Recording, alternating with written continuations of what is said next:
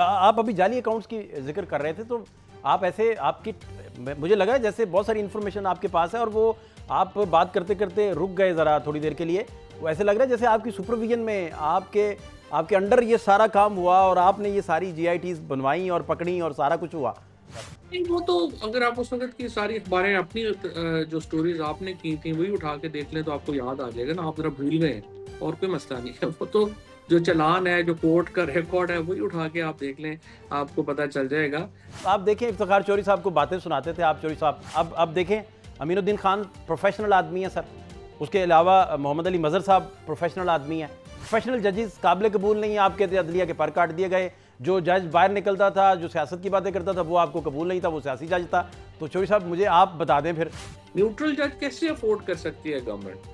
I mean ये government जिसका सारा स्ट्रक्चर ही इलीगल है, जिसकी कॉन्स्टिट्यूशन के वायलेशन के ऊपर जो है वो सारा स्ट्रक्चर खड़ा हुआ है, वो कैसे नए न्यूट्रल जजेस लगाएगी? नहीं लगाएगी। पोजीशन में कौन है जो गवर्नमेंट को कम से कम बैठने पे मजबूर करे कि आप हमारे साथ बैठिए। गवर्नमेंट एक्चुअली बैठना चाहती है। पीआई के अंदर भी ये ख्वाहिश एंगेजमेंट की मौजूद है और एस्टैब्लिशमेंट भी ये नहीं है कि वो कोई पाकिस्तान पूरे को उल्टे लटका के उन्होंने हुकूमत करनी है। उन्होंने भी जो है वो पाकिस्तान में टेम्परेचर नीचे लाना है। तो मेरे ख्याल में ये कॉन्स्टिट्यूशनल अमेंडमेंट से फारूक हो जाए और then they will also realise. आप भले बैठिए, आप एंगेजमेंट कीजिए और कोई उसमें कोई तीसरी रास्ता भी निकल आए तो वो भी चले, बहुत बेहतर है। वो कहते हैं जी ये असम्बली ही एक्सटेंड कर लेनी है इन्होंने। मुझे नहीं लगता कि ये हुकूमत जो है वो ये समझती है कि हमने इसको जो है वो एक्सटेंड करना है। एक्सटेंड नहीं करेंगे वो, नंबर 1। नंबर 2 बात ये है कि एक्सटेंड करने का या रखने का इख्तियार हुकूमत से ज़्यादा एस्टैब्लिशमेंट के पास है। 27वीं तरमीम अब तो मेरा ख्याल बस यही रह गया है कि उसने पास हो जाना है और सारी चीज़ें पैक हो गई। पैक के बाद फिर ऑपोजिशन तो जो लाहे अमल लेके चल रही थी वो तो अब फिर ना कोई स्ट्रीट पावर है, ना कोई डिस्कशन है, ना कोई बात है। मैक्सिमम महमूद खान अचकज़ई साहब ने अनाउंस किया है कि वो पावर करेंगे, लेकिन जितना फोर्सफुली गवर्नमेंट को कॉर्नर करना था वो तो ना हो सका। फिर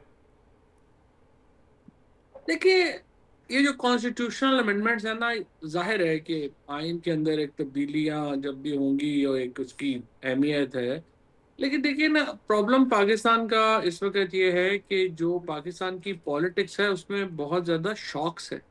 और ये जो कॉन्स्टिट्यूशनल अमेंडमेंट्स हैं, ये एक वो बहुत बड़े फिलोसफर हैं चार्ल्स शिमिट, उन्होंने ये कहा था कि ये पॉलिटिक्स के मुताबिक कॉन्स्टिट्यूशन को जो एक शॉक को मीट करने के लिए एडजस्टमेंट्स हैं वो होती हैं। लेकिन वो पॉलिटिक्स तो ठीक नहीं कर सकती। कॉन्स्टिट्यूशनल अमेंडमेंट किताब में लिखने से तो नहीं पॉलिटिक्स जो है वो ठीक हो जानी ना, ना ही इख्तियार उस तरीके से जो है वो बढ़ जाने हैं। पाकिस्तान की पोलराइजेशन पे क्या फर्क पड़ेगा, सिर्फ लिख देने से तो नहीं होना। और अगर आप हर हाल ये समझें कि हमने आइन को जो है उसमें लिख दिया है और उसके बाद जो है वो आपकी जो पावर्स हैं वो हमने लिख दी हैं, तो हर चीज़ जो है वो काबू में आएगी, ये तो देखिए इस तरह तो नहीं होगा। जो पोलराइजेशन है पाकिस्तान की सियासत में वो मज़ीद बढ़ेगी। जो आपकी एंगेजमेंट है अपोजिशन के साथ वो नहीं होगी और उनको आप मज़ीद स्क्वीज़ करेंगे। आप मज़ीद पाकिस्तान के अंदर जो एक इस वक़्त वोटेलिटी है सियासत की वो बढ़ेगी। अब आप देखें ना, अगर आप पोजीशन को बिल्कुल दीवार से ही लगा के रखेंगे तो वो क्या करेंगे? वो डेफ़िनेटली एहतिजाज पे जाएँगे, वो लॉन्ग मार्चेज़ में जाएँगे, हो सकता है अल्टीमेटली इस्तीफ़े दे दें। तो उससे कोई आपकी ये जो कॉन्स्टिट्यूशनल अमेंडमेंट है, इससे आपकी पॉलिटिक्स में क्या एडजस्टमेंट होगी?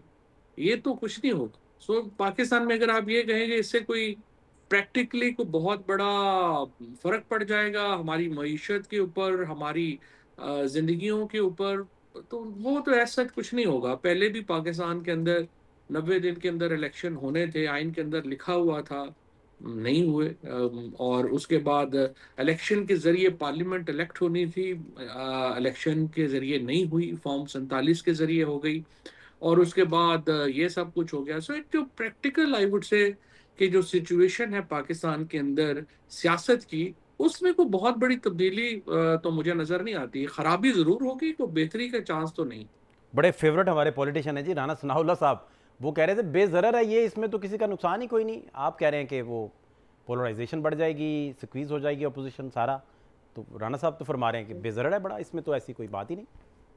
नहीं, ये ना राणा साहब ने तो यही कहना है, वो तो गवर्नमेंट लेके आई है, वो तो ये नहीं कहेंगे। लेकिन प्रॉब्लम ये है ना, आपने जो इस वक्त ये जो मैंने जिस तरह से आपको पहले कहा कि ये जो तब्दीलियां आइन के अंदर आई हैं, ये बुनियादी तौर के ऊपर जो हमारी सियासत के अंदर जो एक वोटेलिटी है, जो सियासत के अंदर एक अपहीवल मचा हुआ है, जो एक सियासी तूफान है पाकिस्तान के मुआशरे के अंदर, आप ये उसकी एक इजहार है, ये जो तब्दीलियां आई हैं। ठीक। क्योंकि जाहिर है कि इस तब्दीलियों के नतीजे में आप पाकिस्तान के अंदर एक जो आप समझिए कि अथॉरिटेरियन रूल है जी। उसको आप बढ़ा रहे हैं ना। आपने अदालतें खत्म कर दी, सुप्रीम कोर्ट ही खत्म कर दी। जाहिर है कि इससे पाकिस्तान की सियासत में कोई बेहतरी तो नहीं आनी है, इसमें तो पोलराइजेशन ही बढ़ेगी। दूसरा वो सदर साहब की इस्तिस्ना पे लोग बातें कर रहे हैं। वो देखें ना, आसिफ जरदारी साहब पहली गिरफ्तारी 96 में उनकी हुई करप्शन केसेस में, फिर कमीशन और कत्ल के मुकदमात में गिरफ्तार हुए 96 से 2004 तक, 8 साल वो जेलों में रहे मुख्तलिफ मुकदमात में। फिर नैब हिरासत में रहे सरे महल केस में, असासाजात केस में, ये सारे। दूसरी गिरफ्तारी 2007 में उन पर होती है और नैब ने पुराने केसेस खोले सारे। फिर तीसरी गिरफ्तारी 2019 में जाली अकाउंट्स केस में आपके दौर में सर, और 6 माह रिमांड पे रहते हैं। तो 11 साल बेचारे वो कैद में रहे और इतना बुरा हाल रहा उनका, और मुकदमात भी साबित ना हो सके तो वो इस्तिस्ना जब लेते हैं तो लोग कहते हैं इस्तिस्ना क्यों ले रहे हैं। सिस्टम सारा देखिए ना, उन्हें 11 साल तो उनकी लाइफ से 11 ईयर्स आप निकाल दें, वो वापस भी नहीं आप कर सकते, तो वो क्या करें फिर। नहीं, उन्होंने पहले भी तो एनआरओ ही लेके बाहर आए थे ना, पहले भी फैसले उनके जरिए तो वो बाहर नहीं आए। और जो अदालती प्रोसेस है उसको स्कटल किया ना उन्होंने, पहले भी वो यही कर रहे थे जो आप बता रहे हैं। जो उनको जो इल्ज़ामात थे, देखिए उन इल्ज़ामात में आपको पाकिस्तान पूरे को पता है कि कोई इल्ज़ाम झूठे तो नहीं थे। सारे इल्ज़ामात जो स्पेशली ये जो अकाउंट्स वाला मामला है, ये तो एक बहुत ही जो है वो आप समझिए कि केस था। लेकिन 12 पाकिस्तान के लीगल प्रोसेसेस में जो इसमें भी कोई शुबा नहीं है कि बहुत सारे मामलात में पॉलिटिकल विक्टिमाइजेशन का भी शिकार रही है, पीपल्स पार्टी रही है। और नून लीग ने जरदारी साहब के खिलाफ फॉर एग्जांपल जो ड्रग्स का केस बनाया था वो टोटल जाली केस था, और इस तरह के उनको पॉलिटिकल विक्टिमाइजेशन का भी सामना रहा है। लेकिन बहुत सारे केस जेन्युइन भी हैं। मसलन ये जब अकाउंट्स का केस खुलेगा तो आप हाँ। हैरान ही हो जाएंगे कि कितना उन्होंने क्या किया। यानी बर्थडे के गिफ्ट तक जो है वो फेक अकाउंट से जो है वो जाते रहे, और वो तो अब सारी चीज़ें होती हो गई। लेकिन मेरे ख्याल के अंदर ये जो इम्यूनिटी है या इन चीज़ों से भी फर्क नहीं पड़ना। असल फर्क तभी पड़ेगा जब पाकिस्तान के सियासतदान आपस में एक रूल, जैसे चार्टर ऑफ डेमोक्रेसी जब आपने किया तो 10 साल बहरहाल पाकिस्तान में एक बेहतर पॉलिटिकल माहौल में गुजरे ना। अब भी इसमें ज़रूरत तो यही है कि पाकिस्तान की इस्टेब्लिशमेंट और तीनों बड़ी सियासी जमातें मिलके एक चार्टर ऑफ डेमोक्रेसी करें, बजाय इसके कि वो पाकिस्तान के आइन को तबाह कर दें, अदालती निज़ाम को तबाह कर दें, चीज़ों को तबाह कर दें। एक rule of the game frame करें। ठीक। अगर वो रूल ऑफ द गेम नहीं बनाएंगी तो सिर्फ लिखने से कुछ फ़र्क नहीं पड़ता। ठीक। अच्छा चौधरी साहब, आप अभी जाली अकाउंट्स की जिक्र कर रहे थे, तो आप ऐसे आपकी मुझे लगा जैसे बहुत सारी इन्फॉर्मेशन आपके पास है और वो आप बात करते करते रुक गए ज़रा थोड़ी देर के लिए। वो ऐसे लग रहा है जैसे आपकी सुपरविजन में आपके आपके अंडर ये सारा काम हुआ और आपने ये सारी GITs बनवाई और पकड़ी और सारा कुछ हुआ। आपके दौर का चूंकि काम है तो आप ज़्यादा इसमें बाखबर होंगे, जारी बात है। नहीं, वो तो अगर आप उस वक्त की सारी अखबारें अपनी जो स्टोरीज आपने की थी वही उठा के देख लें तो आपको याद आ जाएगा ना। आप जरा भूल गए हैं, और कोई मसला नहीं है। वो तो जो चालान है, जो कोर्ट का रिकॉर्ड है, वही उठा के आप देख लें, आपको पता चल जाएगा।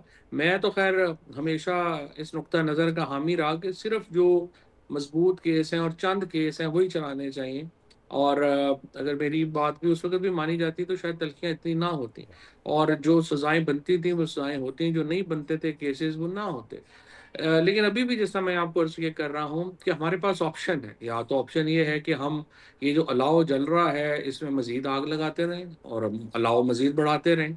दूसरा ऑप्शन ये है कि ये जो चारों फरीक हैं पाकिस्तान की सियासत के, वो आपस में एक गेम के जो असूल हैं वो तय करें, और उसके बाद सियासत की लूडो पे खेलें, जिसका छक्का आएगा वो जीतेगा। नहीं सर, मैं तो खैर शायद ना बोलूं, लेकिन वो उस दौर के हालात, जनरल फैज़, जनरल बाजवा और वो सारे एक्सटेंशन के मामला थे शायद, तो फिर सारे ही शायद भूल गए, तो शायद ये वजह बनी। या बनाए इस वजह ये से गए नहीं थे हो कि गया बात आगे एक्सटेंड बढ़े? कन्वेंशन का, इससे हालांकि कोई तो ताल्लुक नहीं था, वो पहले ही खत्म हो गया। हाँ, तो अब सर आप देखें, इफ्तिखार चौधरी साहब को बातें सुनाते थे आप चौधरी साहब, आपके बड़े बयान आते हैं रिकॉर्ड पे। अब वो सियासी जज थे, वो सारा कुछ था। अब देखें, अमीनुद्दीन खान प्रोफेशनल आदमी है सर, उसके अलावा मोहम्मद अली मज़हर साहब प्रोफेशनल आदमी है, और बाकी लोग जो चला रहे हैं दोनों मोस्ट फेवरेट भी हैं, आईनी अदालत की सरबराही भी कर सकते हैं, या अफरीदी साहब का भी उसमें है। बिल्कुल प्रोफेशनल जजेस काबिल कबूल नहीं है। आप कहते हैं अदलिया के पर काट दिए गए, जो जज बाहर निकलता था, जो सियासत की बातें करता था, वो आपको कबूल नहीं था, वो सियासी जज था। तो चौधरी साहब मुझे आप बता दें, फिर आप ही गाइड कर दें कि क्या करना चाहिए। देखिए, सिंपल बात है, जो जजेस की अपॉइंटमेंट का प्रोसेस है पाकिस्तान में वो बड़ा तवाकुन है, और जो नतायज आने चाहिए थे कमीशन बना के करने के, वो नहीं आ सके। So now I think ultimately Pakistan को जो जजेस की अपॉइंटमेंट्स हैं उनकी तरफ जाना पड़ेगा, जिसमें एक रिटन एग्जाम और उसके बाद अपॉइंटमेंट्स हों, और एक नीचे से जजेस ऊपर आए, ताकि एक प्रोसेस अडॉप्ट हो। अभी जो हमारा प्रोसेस है वो बड़ा पोलिटिसाइज्ड है, और जो कमीशन अब बन गया है उसमें और पोलिटिसाइज हो गया है। सो एक्चुअली इसमें या तो आप कमीशन को बेहतर कर लें, या फिर आप एग्जाम के ऊपर चले जाएं, क्योंकि ये जो ठीक। जजेस अपॉइंट हो रहे हैं। लेकिन फिलहाल सच्ची बात है कि अभी देखिए कि कोई माहौल ही नहीं है कि आप कहें कि न्यूट्रल जज आ जाएंगे, ये आ जाएगा। न्यूट्रल जज कैसे अफोर्ड कर सकती है गवर्नमेंट? आई मीन, ये गवर्नमेंट जिसका सारा स्ट्रक्चर ही इलीगल है, जिसकी कॉन्स्टिट्यूशन के वॉयलेशन के ऊपर जो है वो सारा स्ट्रक्चर खड़ा हुआ है, वो कैसे नए न्यूट्रल जजेस लगाएगी? नहीं लगाएगी। ठीक। और दूसरी तरफ प्रॉब्लम यह है कि क्या आप इनकलाब से चीजें बदलना चाहते हैं, तो आप जोर लगा लें पे, उसके नतीजे में पाकिस्तान सफर करेगा। So the only way forward is कि हम इनके ऊपर एक एक कदम पीछे हट के सांस लें गहरे, कोई दो चार, और इस मसले को रिजॉल्व करें। वरना ये जो बातें हम कर रहे हैं ना कि फलाने जज लग जाएंगे, तो ये जी इमरान खान की सियासत मुकम्मल खत्म हो गई, ठीक। और फलाने हम ये करेंगे, काम इस तरह से नहीं होने। आ, ये काम बिगड़ेंगे। एंड रेस्ट श्योर कि जो पाकिस्तान में अगले, मेरा ये ख्याल है कि अगले 100 दिन जो है पाकिस्तान में, आप सियासी टेंशन्स को बहुत बढ़ा देंगे, और उसके नतीजे में पाकिस्तान के अंदर जो टेम्परेचर है वो और बढ़ेगा। हमारे बॉर्डर्स हीट अप हो रहे हैं। आई डोंट नो कि हम क्यों नहीं सोच रहे। नहीं चौधरी साहब, कौन हीटअप अगर होंगे तो कौन मैटर करेगा? ऑपोजिशन में कौन है जो गवर्नमेंट को कम से कम बैठने पे मजबूर करे कि आप हमारे साथ बैठिए?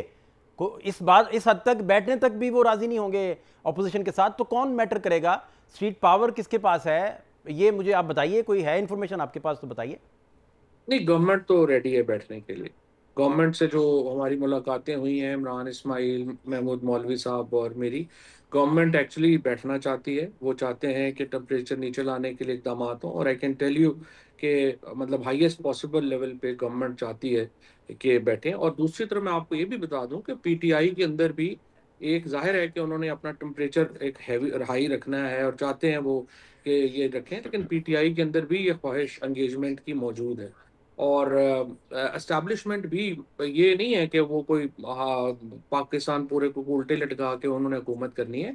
उन्होंने भी जो है वो पाकिस्तान में टेम्परेचर नीचे लाना है। तो मेरे ख्याल में ये कॉन्स्टिट्यूशनल अमेंडमेंट से फारूक हो जाए, और then they will also realise ठीक। कि पाकिस्तान में पॉलिटिकल टेम्परेचर नीचे लाना है, और इस तरफ काफ़ी पेशकदमी इंशाल्लाह आपको नजर आएगी। अच्छा, आप देखिए वो सोशल मीडिया आप देखें, ट्वीट्स देखें, तो बड़े बड़े अहम सीजन लोग एक बात बार बार कर रहे हैं, आप भले बैठिए, आप एंगेजमेंट कीजिए, और कोई उसमें कोई तीसरी रास्ता भी निकल आए तो वो भी चले, बहुत बेहतर है। वो कहते हैं जी ये असम्बली ही एक्सटेंड कर लेनी है इन्होंने, और असम्बली एक्सटेंशन का कोई कानून पास कर लेंगे उसमें, और अगले आने वाली तरमीमें जो आएंगी 29वीं आ जाए या 30वीं आ जाए, और उसमें टन्योर ही बढ़ जाएगा, इलेक्शन मज़े से होंगे, तो आप कोई हल निकाल भी लेंगे। तो एक ही मुद्दा था जिसपे डेड लॉक था कि इमरान खान साहब से कहा जाता था कि आप इस हुकूमत को चलने दें, वो कहते थे नहीं चलने देना। तो आप अब हल कोई निकाल भी लेंगे तो वो किस काम का होगा, मैं ये जानना चाह रहा हूँ।